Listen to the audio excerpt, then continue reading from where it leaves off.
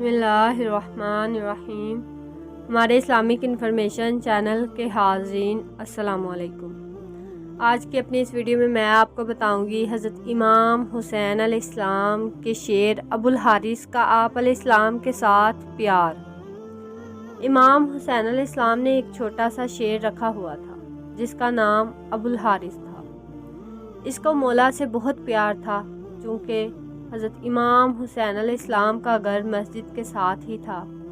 وہ شعر باہر بیٹھا رہتا تھا۔ وقت گزرتا گیا، شعر جوان ہو گیا۔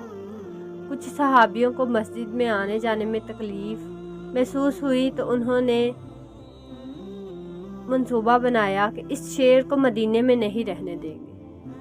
آخر وہ نبی صلی اللہ علیہ وآلہ وسلم کے پاس آئے اور کہنے لگے کہ یا رسول اللہ صلی اللہ علیہ وآلہ وسلم، حسین کا شعر اب جوان ہو گیا ہے، ہمیں ڈر ہی رہتا ہے کہ کہیں ہمیں کاٹ ہی نہ لے۔ جنگل کی چیز جنگل میں ہی اچھی لگتی ہے، نبی اللہ اس کو جنگل نہ چھوڑ آئیں۔ نبی پاک صلی اللہ علیہ وسلم نے فرمایا کہ کل تم کو یہ شعر مدینے میں نظر نہیں آئے گا۔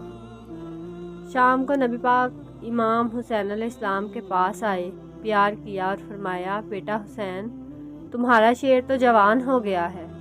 امام حسین مسکرائے اور نانا جان کی گردن میں باہیں ڈال کر بولے، جی نانا جان، جیسے جیسے بڑا ہوتا جا رہا ہے مجھ سے محبت زیادہ کرتا جا رہا ہے، میرے بغیر نہ رہتا ہے۔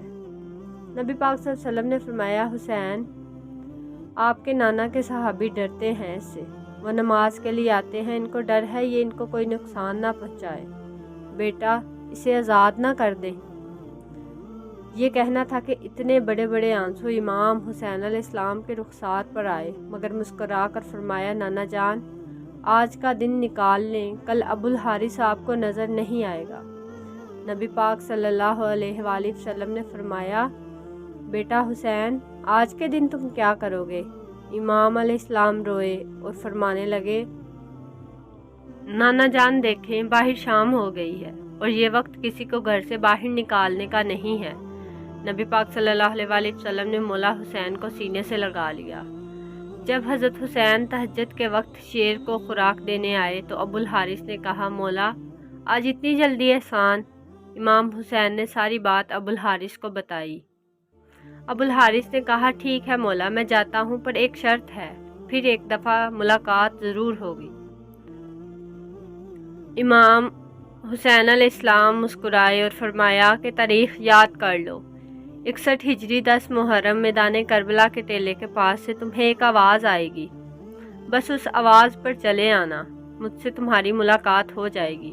ابو الحارث نے کہا، مولا آواز کون دے گا؟ کیا آپ آواز دیں گے؟ آپ علیہ السلام نے فرمایا، نہیں۔ ابو الحارث نے پھر حیرانگی سے پوچھا کہ مولا آپ کا بھائی عباس آواز دے گا؟ تو پھر امام حسین نے فرمایا کہ نہیں۔ جب تیسری مرتبہ ابو الحارث نے پوچھا تو حضرت امام حسین روئے اور فرمایا، میری 4 سال کی بیٹی سکینہ تمہیں آواز دے گی۔ بس سکینہ نے آواز دی تھی، ابو الحارث جلدی آ، میرے بابا کے لاشے پر گورے بھاگ رہے ہیں۔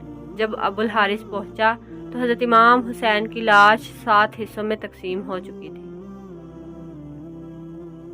اگر ہماری آج کی ویڈیو پسند آئی ہو تو چینل کو سبسکرائب کریں، ویڈیو کو لائک کریں اور زیادہ سے زیادہ شیئر کریں۔ اللہ حافظ۔